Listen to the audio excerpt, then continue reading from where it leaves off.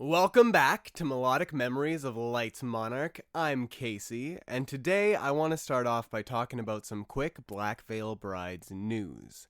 So for BVB, first and foremost, they're currently gearing up for Leg 2 of their Vindicator Tour, Vindicator 2, which will be stopping in many places across the United States with the support of caskets and archers.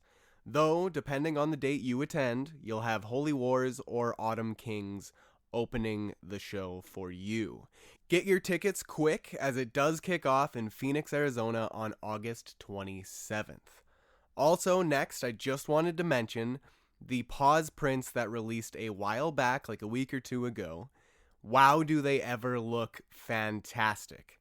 I seen a photo of a few, not many, but a couple online, and I've got to agree, museum quality indeed. And I do hope everyone that was wanting one got a print for themselves to frame upon the wall, because it is a piece of art in its own right, and I hope everyone that was able to get one does enjoy having them up on their wall for everyone, hopefully everyone at least, to see, because it's definitely a piece of art that is incredibly unique, and I am still kind of kicking myself for not getting one, but hey, that's what happens sometimes. Just gotta deal with it.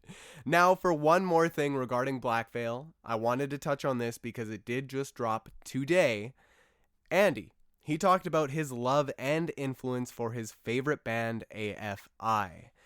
Now, this band means the world to him, and it honestly shows through the entire video. I've known it because I've been a fan for quite a while, that is the case with AFI, but I can't help just relate in the sense of that's exactly how BVB influenced me, and how BVB feels to me. Directly through my life and the music I found, all of it, in my own ways, of course, but it's so cool and interesting just to know that it's a cycle for everyone involved with their own flair spun upon it. It was a lovely watch to hear him talk about AFI, and if you are all interested in checking it out for yourself, it is on their YouTube channel. I'm sure it's on their socials as well, but I checked it out on YouTube. And while you're there also on their YouTube channel, please check out some of their live performances that they've uploaded, because I promise you, you won't be disappointed. If you don't know Black Veil at all, they are there and definitely worth a watch. And if you know Black Veil and you haven't seen them for some reason or somehow it passed by you, believe me, you're going to want to click on those and watch them. Do not miss out. So thank you to Andy for sharing and always continuing to share some of his life and influence with us all. It really is a pleasure to see. And again, I'm only grazing the surface here. It is so uncanny how similar it feels, I guess. Like being a kid and just having that kind of moment with a band that you found yourself, like that's your band, you know? That whole kind of idea, and then finding bands through that band, or at least adjacent to, and it just made me nostalgic for my own discovery, if you will, of Black Veil Brides, and feeling those exact same things, and falling in love with Black Veil, their artistry, their music, Andy's own voice, like how he speaks and what he speaks upon, like his message is essentially what I'm trying to say, like beautiful. Anyways, it's a great watch. Please go check it out. You won't want to miss it if you're a fan of Black Veil and want to know some more about Andy's influences as well. Now, all of the Black Veil stuff aside, I do want to dive into 3 new albums that have enveloped me since Friday. Starting with my first favorite of the entire 3, yes, I was able to pick a favorite, though some might argue about the fact that it's new, because technically it isn't. There is one new track on it, and that album that I'm talking about is The Plot in You. Yes, The Plot in You, their self-titled record, came out on Friday, and it had an amazing track list, but again, none of them are new, aside from one single song at the very end. But I will have to admit, all of the other songs I loved already, so it wasn't a hard sell to make me love this album, like at all, truly. I was actually able to, and lucky enough to be able to go and buy the CD itself from my record store. As for vinyl, I'm holding out. Shout out to Crystal. She ordered me a box set. Like it's, I believe it's a box set that has all of the EPs which make up this album in their individual kind of slipcases or covers. So kind of just hearkening to the fact that this album was never supposed to be an album, like it's just an amalgamation of the singles they've been doing for the past, I want to say, like 3+ years. So it starts off with Divide, then Left Behind and Forgotten. That is Volume 1. Closure, Don't Look Away, All That I Can Give was Volume 2. Been Here Before, Pretend, and Spare Me were Volume 3. And then Volume 4 being Silence, You Get One, and the new track, Carved. So obviously they're not in volumes anymore. They are all a part of an album, so apologies if that is confusing. Just know, before they were a part of this album, if you haven't heard the singles before, they were their own EPs. So if anything feels a little out of place, it doesn't really have one singular message, what have you, that is why. But at the same time, I would very much have to argue that it does have at least a theme throughout it, and granted, there's more than one theme that actually comes up, but it is a very heavy and deep reflective album. Heavy, capitalized. I actually played this at work, and mind you, I work now with a 65-year-old man. Yes, 65-year-old men, women, what have you, they can like metal music, they can like heavy stuff, anyone can. But this guy, he grew up in a very rural area, likes not so much country, but more so just the rock of his era from the time that he was a teenager, which is considered to be everyone's favorite era of music. That's just statistically what it is. So when I played this, I felt bad because there were at least once, maybe twice, where he's like, holy shit, is that guy even okay? Just from the way that he screams and what have you. So luckily, he is a very respective man, and he's not shitting on my music. He let me play it, but just out of respect to him, I'm not going to do that anymore. I'll just listen to it on my own time, which luckily I have been able to do. Like I said, I bought the CD, I've been listening to it, it's on my computer, ready to be put onto my iPod, which I finally actually have all of the parts in, so I'm going to be getting to that after this episode is done. If not then at least tomorrow. I'm going to just dive right into opening that thing up and actually getting it working to finally ditch Spotify. So how the hell I'm going to be keeping up with new releases from here on out, I'm not too certain. We'll see what the future holds. Now, for me and this podcast, it's been almost 2 years. So I kind of got to reassess on what I want to do. So there might be some big things changing, some things happening. I'm not too sure yet. I'm figuring it all out as I go. But to get back to The Plotting You, they're a band that I very much enjoy. I have not listened to as much of their back catalog as I would have liked to have listened to at this point, but I will be, because I am going to see them live in Edmonton with Bring Me the Horizon and Motionless in White. I am very, very excited for that. Like, you have no idea. More so for The Plotting You and Bring Me. Motionless in White, they do have a new album coming out on Friday called Decades. It is a very highly anticipated record. Their return to the metal scene, and all of their singles so far have been doing astronomically well. So it's going to be a big record nonetheless. I'm just not super duper feeling it right now, and I couldn't tell you why. I loved Black Veil's release earlier this year. Vindicate, obviously, I'm a huge fan of that. I was able to talk to the two lovely ladies of the BVB Hearts to Hearts podcast about Vindicate. We did a whole deep dive. It's on their channel. Go check it out if you haven't. Would mean a lot. I was able to talk all about Vindicate with the two of them. And I love that album. Love it, love it, love it. But with Decades, and I know I'm kind of placing them in the same pool, but at the same time, Motionless in White and Black Veil Brides, they get tossed into the same pool for better or for worse so often that I guess I'm just following the trend, if you will, what have you. I'm just saying anyways that Decades I haven't been super excited for, and I couldn't tell you why. Everything else has been great. The singles that I listened to of theirs, I loved the first one, Afraid of the Dark. The other two singles I just never really clicked with. Like, they're good. I know they are, and I enjoy them. I just haven't found my way back to them yet. But again, I'm going on a tangent. Regardless, that is on its way. The Plot New album was fantastic and was my favorite of 3 records that came out just on Friday. The second would have to go to Bring Me the Horizon. Yes, their 20th anniversary edition, Count Your Blessings Repented.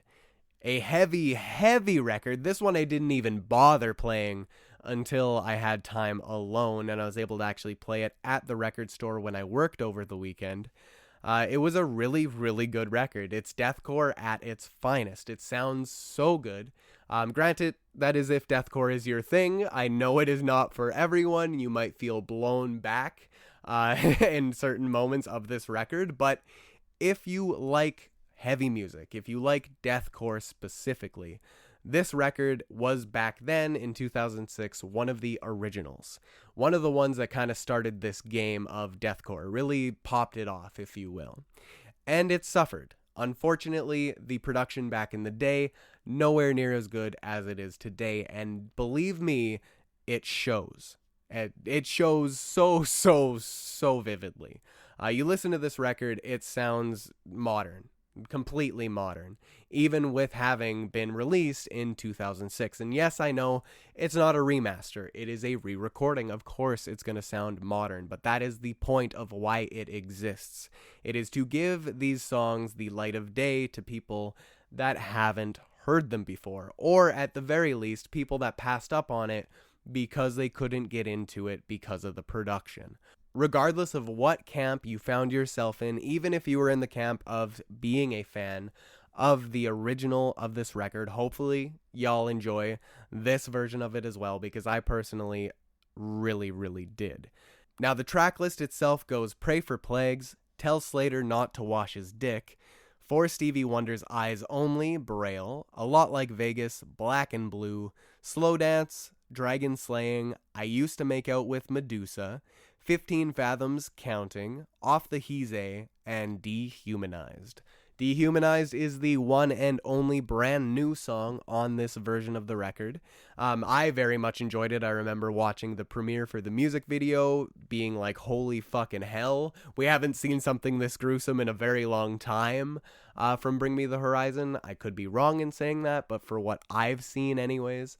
And it's just, I love that they're going full in on everything to do with this record, and not just the record itself, but the actual era that, you know, it was from, because they did have some shows this past weekend for Count Your Blessings, their anniversary show, what have you, and it was so cool to see the videos of everyone just rocking the fuck out, like windmilling, circle pit, like it was back in 2006, like it's like somebody time traveled and just stuck it there, you know, but it was modern day. It's so cool. If you've seen the videos, you know what I'm talking about, and if you haven't, go check it out. Go check out the videos, the photos people have been posting, because it feels like you're thrown right back into 2006. And also something funny from that whole show nonsense, because again, it was intense. There was an extra stage for people to climb onto, mosh up there, jump into the crowd and crowd surf like they actually had it all done, and they released a video earlier telling people kind of how to go about it, using their character Eve from the post-human Next Gen.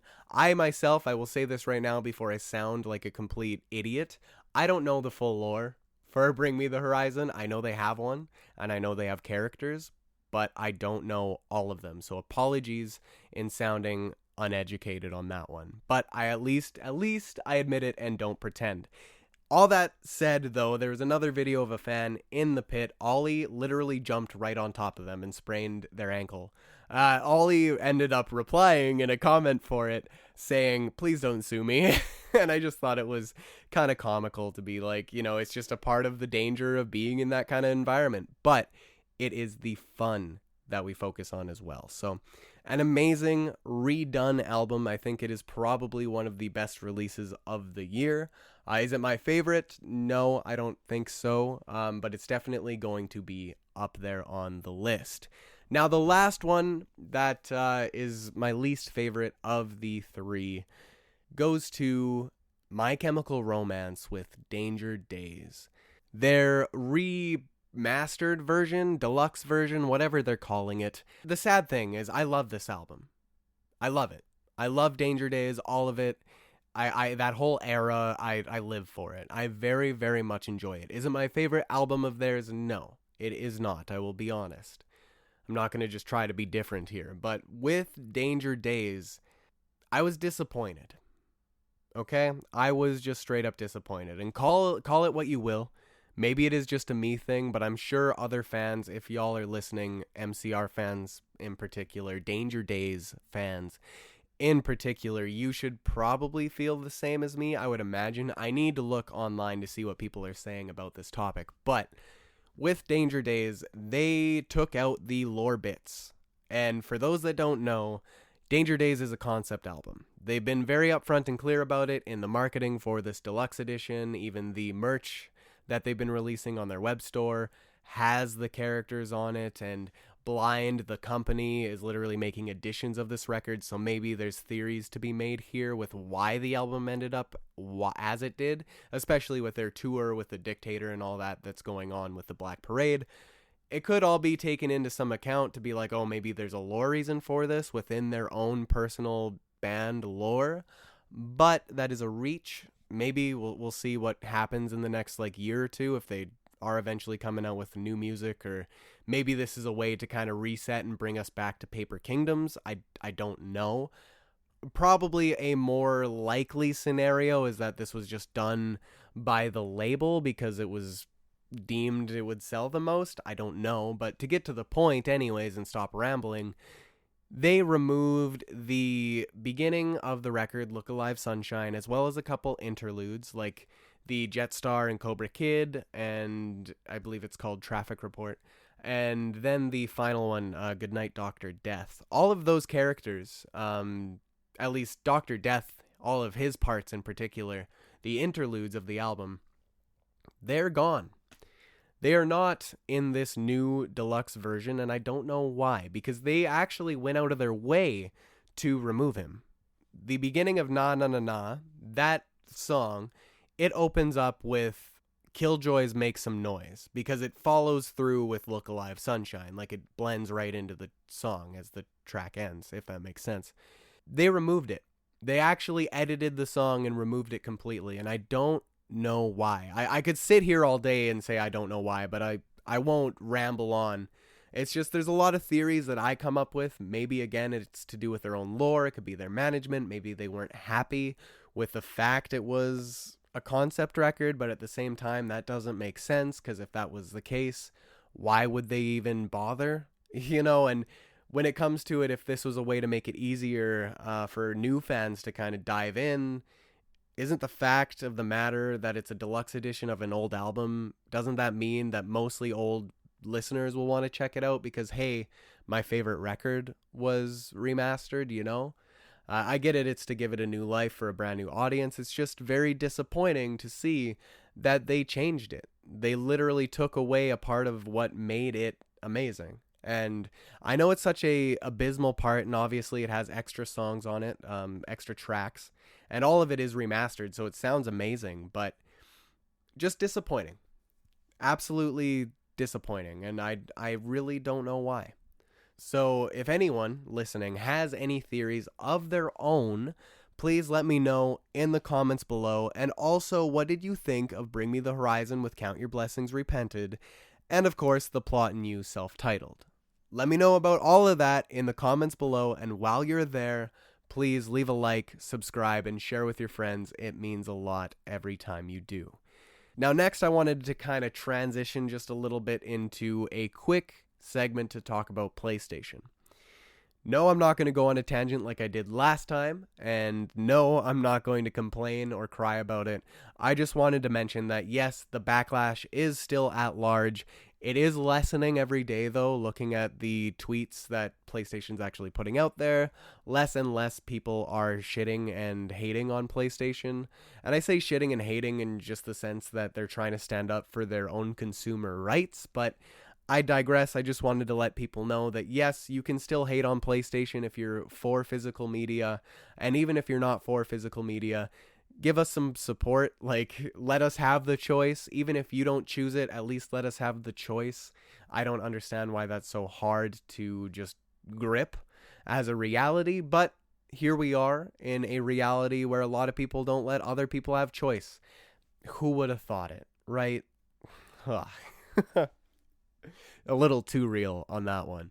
Now on to some good news and something that I personally am extremely excited about. Slightly concerned, but more so excited. I'm going to focus on the positives here, damn it! Kingdom Hearts. It is getting a panel at D23 this year. Thank you, Nomura, you sly fox, posting or getting D23 or having this announced, whatever, on 7/13. Anyone that knows Kingdom Hearts knows that those numbers are very important. It is essentially Kingdom Hearts Day anytime it's a 7 and a 13. And oh my goodness, on that day, on that fated day, they announced that Kingdom Hearts is going to be having a panel at D23 this year. So thank you to Churros on Twitter. His was the first post that I seen saying that D23 Expo 2026 will feature a deep dive, quote unquote, into Kingdom Hearts. A panel on Saturday, August 15th, 2026 from 4:30 to 5:30 PST. PM, mind you. And another post I seen that kind of was from the website itself, it says, Deep dive into Kingdom Hearts. Join us for a journey through light and darkness as we commemorate 25 years of Kingdom Hearts. Discover how this saga united Disney, Pixar, and Square Enix with insights from the creative minds, character voices, and more behind the magic. So we might actually finally get that Disney World announcement, baby! Oh, I'm so excited. And even if it's Elemental, if it's Star Wars, if it's Moana, if it's one that no one's even thought about, would love a Treasure Planet or Atlantis world, just putting that out there. And no, I don't mean Atlantica, I mean Atlantis. All the same, I'm very excited. Kingdom Hearts, if you can't tell, is something that I hold very near and dear. We got the last Kingdom Hearts trailer for Kingdom Hearts 4 itself just back at the Nintendo Direct last month, so it hasn't been too long since we've heard about Kingdom Hearts, and it seems that they're actually putting it on the panel list, like it's its own segment at D23 this year is very, very exciting. It's on a side stage, so I don't expect us to get any brand new Kingdom Hearts 4 trailer unless they show that beforehand on the main stage, and then when the side stage conversation, this panel itself happens, then maybe they go deeper into it, or it is just going to be something to talk about Kingdom Hearts and what it is and what maybe the plans are. I don't really know how high to get my hopes up here, but I do know Epic Games has a very, very prominent appearance at D23 because of their partnership with Disney. And those that don't know, Epic Games is the creator of Fortnite. Yes, amongst many other things, mind you, but Fortnite being the biggest one. And with Fortnite, obviously I talked about the leaks the other day. Yeah, it seems like it is more and more realistic to believe that when this D23 comes around, we will probably, fingers crossed, we get something Kingdom Hearts 4 related, but more likely, the bottom line, we will probably get, at the very least outside of this panel, some official announcement that Kingdom Hearts is making its way into Fortnite and whatever other Epic Games franchises that they want to kind of plaster Sora upon. Maybe it won't be just Sora, but odds are it probably will be. Maybe it'll be all the Guardians of Light, but I highly doubt it. I don't really know. I don't play Fortnite, so I'm not really excited for it. It's actually kind of a very depressing, sad thing for me to see Sora in Fortnite. But it is something that I know is just becoming reality the closer and closer we get to this D23, so I'm just going to have to get over it and hopefully find a way to enjoy it. Because my boy Sora is going to be in it. Of course, I'm going to download Fortnite and give it a shot. Maybe not the Battle Royale part of it, because I don't care for those kinds of games. But if there is a Lego Sora, or if there's other modes, because I know Fortnite has grown massively since it first came about, and that's really the only knowledge I have upon it. If I could have Sora, like my avatar is Sora, and belt out some tracks on their Guitar Hero Rock Band clone, whatever they have there, that would be hilarious. I would love that. But regardless of that fact, that's something that's going to happen. One thing I wanted to focus on more, though, was the fact that, yes, Kingdom Hearts is here, and I believe we might be lucky enough to have Kingdom Hearts come out before 2028. I really am fingers crossed hoping for it. I know I'm hoping that it comes out soon anyways, but even more so because I would love to have the physical disc on my shelf for this hopefully amazing game. I'm excited for it. That is all I know. I'm just going to have my fingers crossed and literally be there waiting, foaming at the mouth waiting. And also having the clown paint to the side just in case. You never fucking know. For August 15th. So we'll see what happens. Anyone else that is looking forward to watching it again, it is August 15th this year at 4:30 to 5:30 p.m. PST. All the Kingdom Hearts news aside, I wanted to move back just a little bit to music. Noah Kahan. There's something that happened to him just this past weekend. A good thing, mind you. No one is shitting on the floor anymore. Thank God. Thank you all for being grown-ups about this. Noah Kahan became the first ever artist to headline 4 consecutive sold-out nights at Fenway Park. Mind you, that's 151,000 fans per night, at least estimated. So he has been inducted also into the Fenway Music Hall of Fame alongside Billy Joel, Paul McCartney, and the Zac Brown Band. So awesome. Absolutely awesome. That is a crazy step in his career. I know how much Fenway Park means to him. Anyone that doesn't, just listen to the Fenway Live album that he released for Record Store Day. I believe it's also on streaming, so it's easily accessible. It's awesome that he's able to sell out now 4 nights instead of just 1 that he was able to play for the Stick Season Tour. Granted, I think it might have only been 1. I don't know the specifics, but this time it was 4. And that is record breaking, and that is insane. Noah Kahan, congratulations, man, because you deserve it so much. Your music deserves it so much. And I'm speaking like he's actually listening. Noah Kahan, you are fantastic. Enough said, to be honest. But congrats all the same. That is an amazing accomplishment and reminds me when Black Veil was able to actually headline Wembley. Big things, and they need to be properly celebrated. Now to move past that for some more lighthearted news, and honestly, this one's a little confusing to say the least, but not surprising, unfortunately. Now, according to IGN, this is where I seen the post on their Twitter page, artist Justin Gignac's collection of garbage from Taylor Swift's and Travis Kelce's wedding at Madison Square Garden included everything from cigarette butts and water bottle caps to an ovulation test kit. Okay. Which people from all over the world bought online. This man literally made millions from selling garbage. Wow. Again, I'm not surprised because it's Taylor Swift. People are insane. People have a history of doing this. Just wow. Wow, and why didn't I think of it first? You know what I mean? I could be a millionaire for this. Granted, I don't know how much money he made. I assume it was probably a lot because anything this ridiculous probably would be a pretty penny. I don't know why anyone would want the garbage, aside from the fact, again, it was from her wedding. If you were one of those people, no judgment. I hope that it brings value to your life. But if it doesn't, at least question it a little bit. Just the slightest bit. Because again, it's garbage. Then again, the old saying goes, one person's garbage is another person's treasure. So I guess that is the literal case with this one. So that was something that I found was kind of funny, just offhand, and I was very caught off guard, but again, not at all surprised, unfortunately.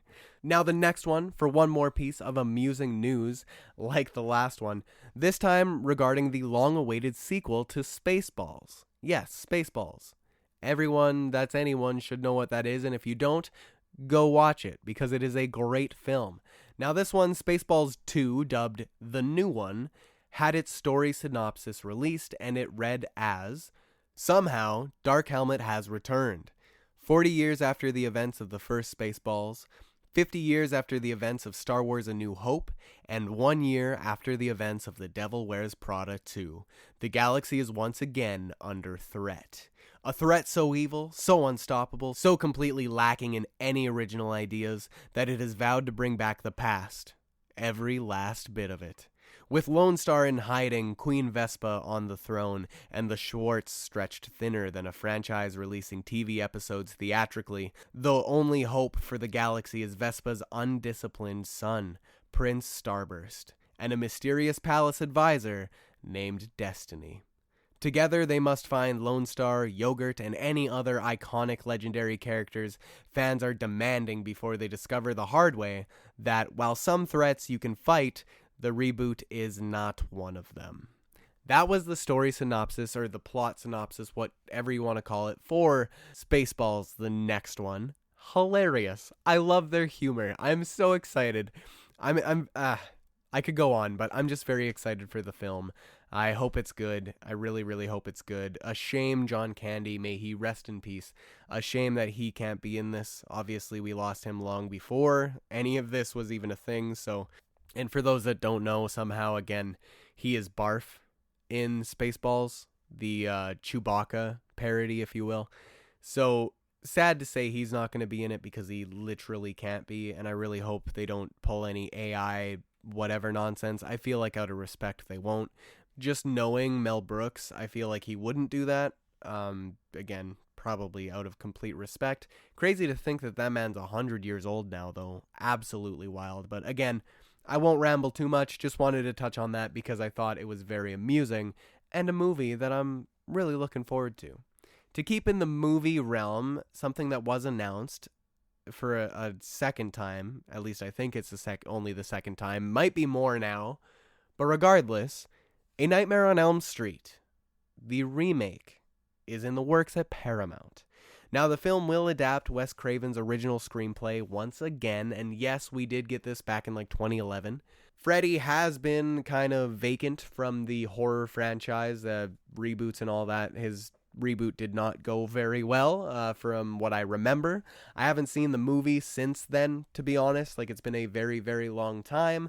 I remember enjoying it for what it was, but I wasn't familiar with the past works, and after becoming familiar with the past, with Robert Englund and Wes Craven and all that, I watched them as a kid when I shouldn't have, but actually diving into them as an adult and enjoying them, yeah, the remake was not very great. So, all that to be said, hopefully this remake is a bit better. I don't know why we need a remake of it at all, but they gotta make money somehow, and Freddy is an amazing character. Hopefully they're able to do something very cool with him, but we'll see what happens. It's only announced today that it is in the works.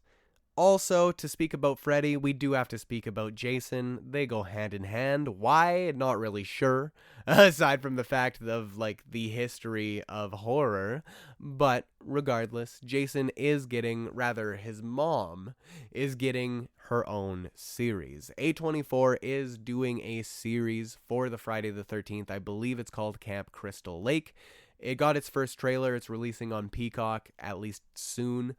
There might have been a release date, though it does escape me at the moment. It's just something I've seen, don't know much upon. I'm not a huge Friday the 13th fan. More so Freddy, 100% more so. But all that said, you can't talk about one without at least mentioning the other.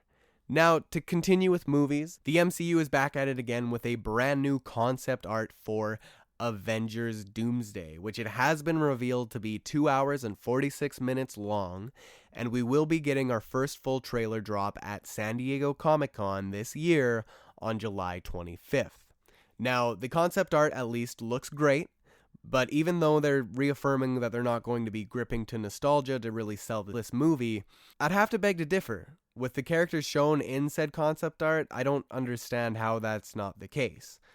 Otherwise, though, we've got Doomsday to look forward to later this year, but before that, we have Spider-Man Brand New Day releasing July 31st, with more clips on their socials featuring both Spider-Man, Punisher, and, of course, the Hulk. Coming out in promotion for the film, all of it still. So, the film is around the corner. That is what I'm looking forward to. I know I said I wasn't going to see it because of boycott Sony. I am still on the fence. I haven't made a full decision on that yet. Knowing it's Spider-Man, I might cave, and apologies on everyone for saying so, but we'll see. We'll see what I decide, and if I decide to see it, I will talk about it here. Spoiler free, of course, as always. Now, to get back to some music before I dive into the new/upcoming releases, I wanted to mention 2 award winners today. The Heavy Music Awards did happen, and I never watched them. I don't know if it's something that you watch. I seen that it was posted anyways this morning. And the ones I wanted to touch upon, too, because they were the 2 that I was hoping to win, hell yes, was Bad Omens. They won Best International Live Artist. Absolutely fantastic. And the winner of the Best Album was Bring Me the Horizon with Post-Human Next Gen. Hell yeah.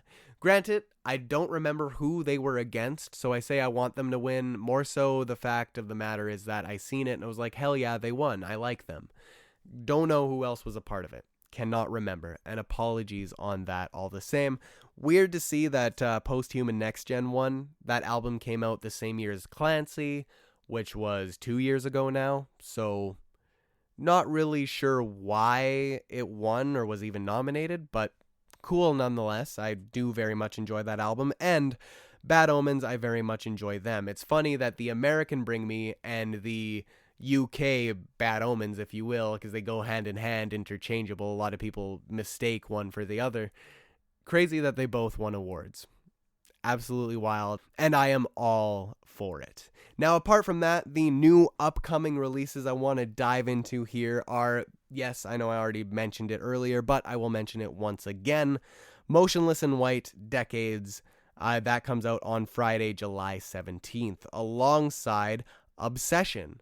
On 4K, Blu-ray, DVD, what have you, whatever media you like, physical media, mind you, that is hitting stores on the shelves on Friday as well.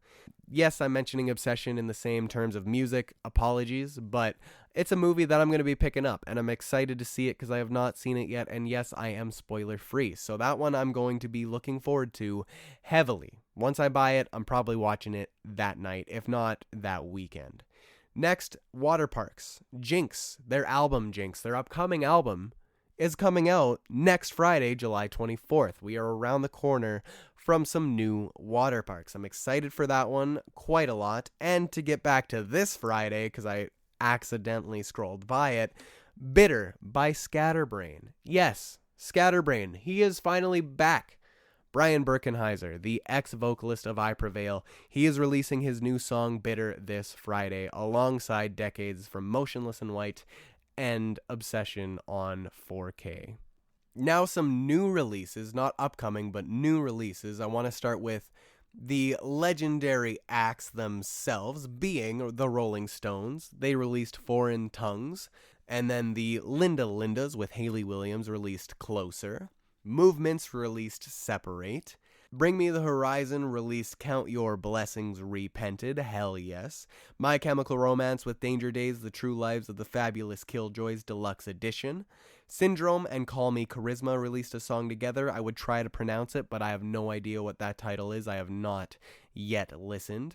Eva Under Fire released their new album Villainous. I'm looking forward to listening to this one because I do very much like them. At least their last record was fantastic, so I'm curious to give that one a shot. Again, Eva Under Fire with Villainous. Then The Plot New with The Plot New, the self-titled record itself. Mayday Parade released Lying to Myself. Baby Girl and Valley released You Don't Need a Reason to Call. A Baby Girl song featuring Valley, rather. I need to listen to that still, as I have not yet, but I am going to, believe me. Then we got Ninth Key releasing Happy Feels Like, and finally, Rivals back with Bite the Bullet. And they are now signed to Epitaph Records. Congrats, Rivals. I hope it means big things for that band, as I am a fan, and lately I haven't been feeling what they've been doing. So hopefully that changes. I enjoy it, it's just not as good as what Sad Looks Pretty on Me was. I'll put it that way. Before I end this episode, I need to say rest in peace to Mr. Sam Neill, Dr. Alan Grant himself, if you will. Be it in fiction or reality, he will be forever missed. So my heart goes out to his family and everyone affected. On that note, Thank you for listening, and as always, thank you for discovering the music within.